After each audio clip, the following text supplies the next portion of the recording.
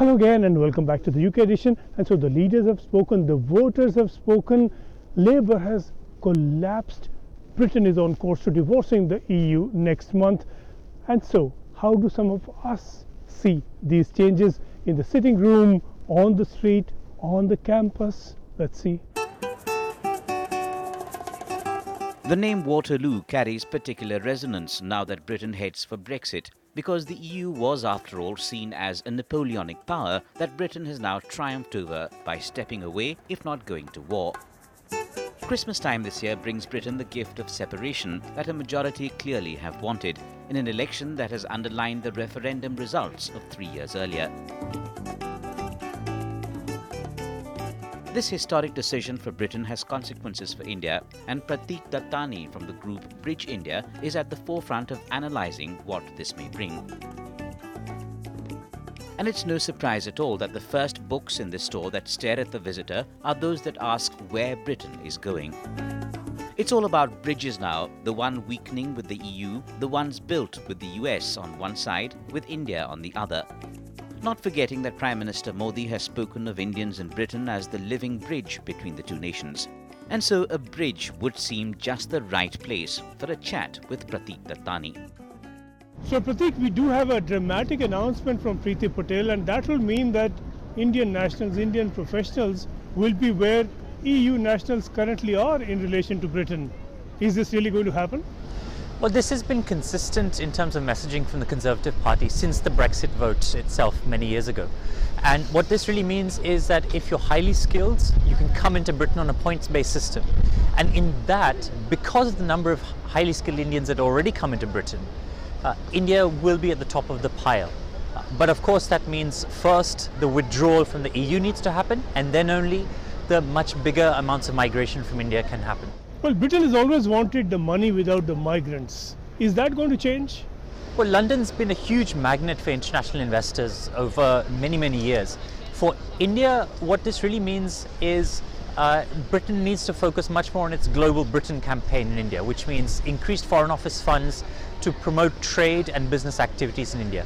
Right now, whether it's in India or globally, the Foreign Office just hasn't done that. It doesn't require a few percentage points of increase in funding, but a huge step change. And what happens currently? Because I understand many cities in Britain are doing their own trade representations in India. That's an odd situation, isn't it? Yeah. So the Foreign Office has more than 800 staff in India. It's one of the largest embassies it has across the world. But individual towns and cities in Britain are also doing their trade promotion activities. Manchester does it, Wales does it, Scotland does it, London Partners has increased its presence in India significantly. And this gets a bit confusing for the Indian market because certainly. Are you coming to England? Are you coming to Britain, the United Kingdom, or just London? So there could be a representation between Derby in Britain and Baroda in Gujarat, and they'll set up their own communication and their own deals. Is that how it's happening now? It's moving certainly towards that way because local councils also have more funding for international trade opportunities. So Derby in the West Midlands is a great example of someone that's recruiting specifically for an international trade manager right now.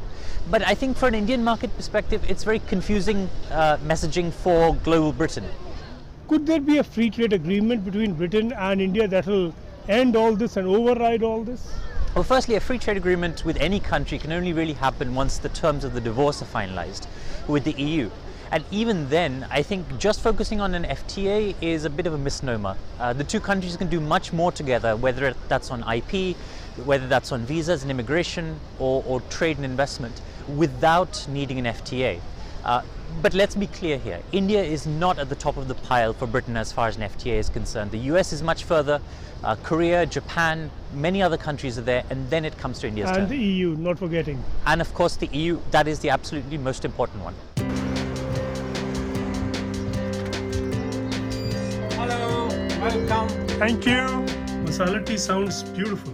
In their cozy home in Perivale, Kanti and Kamal Thanki have been following the elections closely. And they tell us why after some masala chai.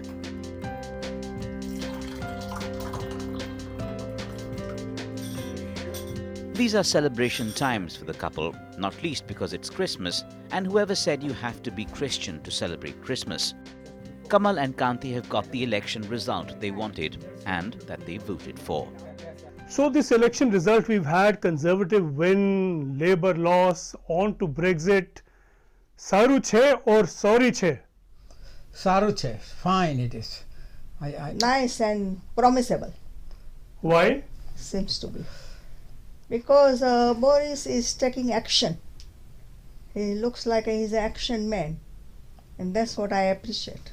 Yeah, but what action? Is it a good action to first defeated Labour so well? Since he came, he's taking action regarding the Brexit and all those things. Taking action, but do you think, Kantibhai, it's the right action? Definitely is right. And main thing is that Prime Minister Boris is decisive. You know, he makes a decision. And The point is not being decisive. The point is, what is the decision being taken? yeah, he has taken decision to gracefully take UK out of Brexit, and he worked hard, and now he's going to implement that, and I support him thoroughly. Yes, but in this election we've had a lot of issues about the Labour Party being the party that's backing Pakistan, while the Indians are going the way of the Conservatives. Did you see this pattern in the election? But I think it may have affected some way, naturally, people have a sentiment, people have a belief. But whatever is done is correct, because he has got a thumping majority, and that's more important. And everybody will support him. And you can say, that from the result, that he's in a very commanding position. He's in a commanding position, but do you really believe that Britain will be better outside the EU? Yeah, well, some people say, but I personally believe that in the long run, the Britain will have a best of both the world. Because although Britain will be out of EU, but they will continue with the trade, and he's going to negotiate for further trade with them. At the same time, he will have with the business with the whole world. But Kamal, don't you think that Britain had the best of both worlds in the EU? It was independent, it had its own currency, it had its own border controls, its own foreign policy, but was within the EU. Wasn't that the best of both worlds? It's difficult to say, I think, at the moment, I think. Yes, I mean, we can't sure, say, yeah. we can't judge. Everything is relying on our future. Yeah, we don't know what's to come. And we are hoping to improve everything. That's what I think. Because it's a big responsibility, and he's taking challenge with it. So I have a faith with him. But I suppose it takes not much guessing to figure that you guys voted for the Conservatives? I voted for the Conservative, correct, and I think now Prime Minister has a chance to do the development, like investment program, also in NHS, also the education, the housing, everything, it's a pleasure. Pleasure, yeah. This election came with Indian controversies running right through it. The friction between India and Labour, the opposition of a growing number of Indians to Labour.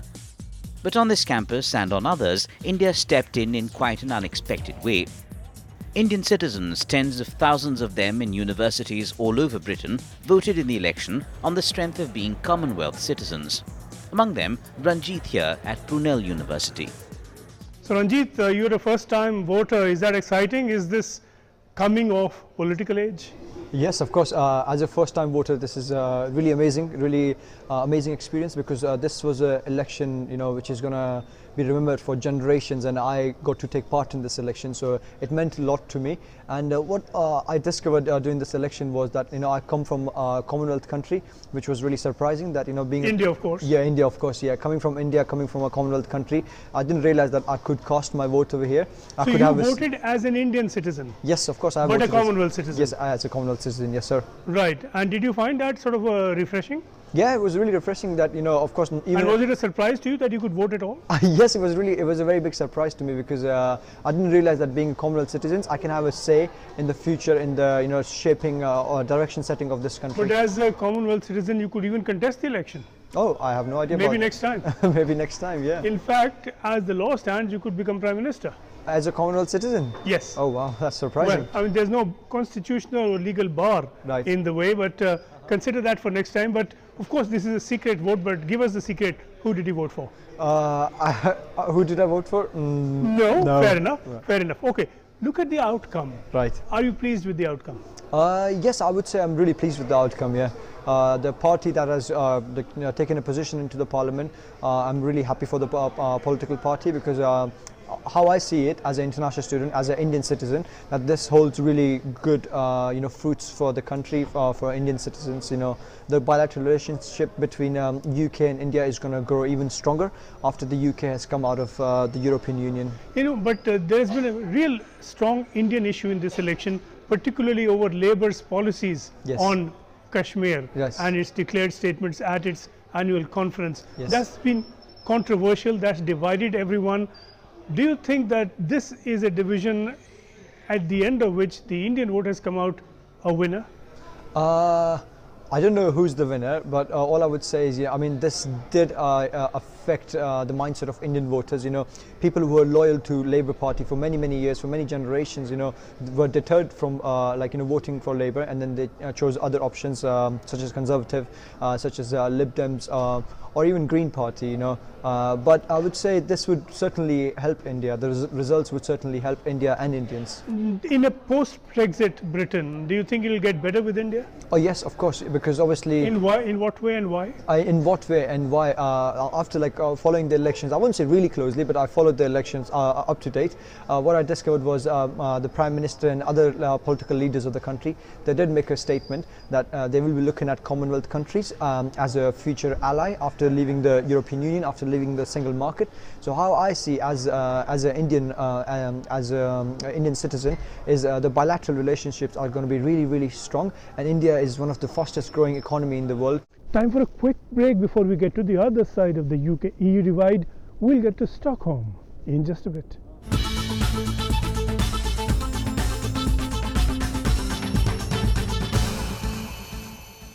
As Britain prepares to quit the EU, and as perhaps Scotland prepares to quit Britain to then join the EU, time to get a feel of that Indian story from within the EU. A word with the Indian ambassador to Sweden, Monika Mohta. Indians are of course going everywhere, and of course you don't need statistics, you just need to step out on the street. But when you talk of business visits, now that is a little more interesting. Are Indians looking increasingly to invest in Sweden? I think the number of Indians who are coming in here are professionals. They're coming in for business in the sense that they come and they take on jobs here. These are scientists, researchers, doctors, engineers, students, and a lot of IT professionals who are coming in. Predictably. Absolutely. So a lot of Indian IT companies are already invested in Sweden. They're doing exceedingly well. But as you know, Sweden is also a global leader in IT. And therefore, a lot of Indian employees are coming here as the highly professional labor to come and work in Sweden for a lot of these companies. Not just in Sweden, but in Swedish companies across the globe. Well, if you think of Sweden as the Silicon Valley of Europe, as it is being described or at least claimed, then that's a natural fit. Yes, absolutely. So you have the population of Indian professionals growing day by day, and the visa regimes are becoming easier for Indians to travel and to work in Sweden. And labour mobility is now always on the table as a subject for discussion. A subject for discussion or a matter for decisions of the kind India wants? Both. That's good. If the two can overlap, that's good, because that's not what you see in a lot of Europe, certainly not in the UK. Yes, but let's see. An average IT programmer in the city of Stockholm is an Indian, if you go by statistics. And there are huge number of vacancies lying all across to be filled. And in fact, Swedish companies want Indian labor, professional IT programmers to come in. And so these companies are recruiting labor in India in a large number. And therefore, the visa regimes have to be accommodative. They have to accommodate the number of Indians coming in here. The community is still small. It's about 30,000, but growing. Well, and it's looking like it's going to grow faster and faster by the day and faster by the flight. But who are these flights taking back? Are they taking Swedes to India to travel, to invest, to do business? Yes, indeed, they are. And is that increasing? Yes. There are already around 189 Swedish companies that work out of India and who are working in India, who have invested in India. Sweden is the fifth largest country of the world that makes in India. In fact, Ericsson, one of the major MNCs from Sweden, came into India in 1903. And since then, you've had all these major MNCs come in. And now, what's interesting is that 1 out of every 4 Swedish companies in India is also an SME. So the interesting thing is that there is a good mix now between the top MNCs and also the SMEs. I understand a lot of the SMEs are in renewables. Renewables also. And we've got the big names. So you know that Sweden has a huge amount of strength in renewable energy. They've got a very big strength in clean technologies. In fact, they are a global leader when it comes to being one of the most innovative economies of the world. They are very strong with their innovation and technology. Their companies are very strong with CSR. These are companies that are technology friendly. They are happy to not just work out of India, invest in India, but also creates R&D centers of global excellence and also share technologies with India. And they actually go that extra length in terms of skilling the local labor force. So that is where Sweden scores. You know, when you think Sweden, you think IKEA, and IKEA is now in India. You mentioned CSR. Is there a slightly different, a Swedish way in which IKEA is set up in India? I would say that Swedes, when it comes to business and industry, are very thorough. They take their time, but once they enter a market, they stay. They are there for the long term, for the long haul. You particularly mentioned IKEA, which is obviously a global force. IKEA is also a global force because of the strength of Swedish design. The fact that it's simple, the fact that it's affordable, the fact that it is something that common people identify with, and at the same time it's very creative, the way they do their furniture and all the other household equipment. So IKEA has come into India. They're going to be setting up 25 stores, and the first one in Hyderabad has already come up. And they've taken a very conscious decision as part of their CSR that 50% of their workforce in India is going to be women. Oh, that's wonderful. Yes. I don't know if you're aware of the fact that Sweden has a feminist foreign policy. This is one By the sounds of it, a feminist trade policy as well, or a business feminist policy. trade policy as well, because it all fits into each other. You see, one dovetails into the other. They support women empowerment projects and activities across the globe. And it's very interesting how their academia, their corporates, their government, everything, every arm works in tandem with each other. So when there is a professed goal, there's a professed mission of women empowerment, the Swedish companies will go that extra mile to ensure that they're able to bring that aspect and incorporate it in their own CSR. Will IKEA also make in India, which is what India wants and which apparently the Swedes are more than happy to do? Yes, they will. Eventually they will. To begin with, they're setting up these 25 outlets, and these 25 outlets will then show the way for them to start procuring. They're already procuring from India. In fact, the numbers are quite huge. A lot of IKEA stuff is made in India. Yes, it is. Yes, it is. So IKEA is already procuring from India, but for them to set up their production facilities will take a while. You know, we also think of the Swedish defense industry. And we know that, India has just bought the Rafale, but the Swedes are, the Saab, of course, particularly is very keen on the Gripen aircraft or systems, avionics systems that can mount other aircraft. What is the extent of the defense business between India and Sweden? And is that does that show promise for growth in a way that, of course, is good for Indian security? When the two prime ministers met in Mumbai for the Make in India in 2016, at that time there was a joint vision statement that was issued. One of the priority sectors identified for cooperation between the two countries was the defense sector.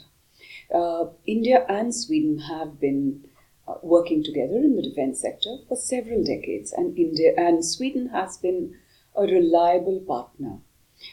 You're aware of the fact that their technologies are par excellence, second to none when it comes to their fighter aircraft and their submarines, a lot of the other rocket launchers, ammunitions, guns.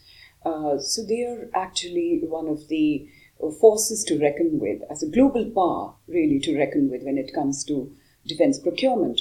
But you're also aware of the fact that we have a certain process when it comes to defense procurement. And the Swedes are patient, and they definitely have state-of-the-art global products. We're certainly interested in those products, but there is a process to be gone through. Sure. And going above into space, of course, both countries are very keen on space, and both are doing more and more in space.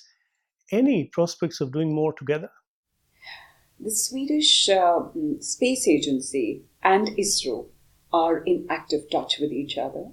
The Swedes are extremely appreciative of the fact that we have Mission Mars and Chandrayaan, and that it is such a cost-effective technologies that we have put into space. They are extremely keen to work with us. We are talking to them, and we're very hopeful that the talks will come to a tangible fruition, and that we are actually able to collaborate on the ground concretely when it comes to space. And finally, ma'am, collaboration is the key word that India would like to hear, rather than India be seen as a market to sell patented products to. So are the Swedes open to sharing innovation and, in fact, creating innovation together with India, even in these fields, in the fields of defense, in the field of space? As I mentioned, they have cutting-edge global technologies, which are of great use to us, because these dovetail very neatly into our own initiatives, the flagship initiatives of the current government, whether it's smart cities, Make in India, whether it's digitization, Swachh Bharat, Namami Gange, you can name the projects, and Swedish technologies fit into a lot of the initiatives that the government has taken. Either side of the divide, the Indian story unfolds with new promises. We'll keep track of it together right here, with more to share next week.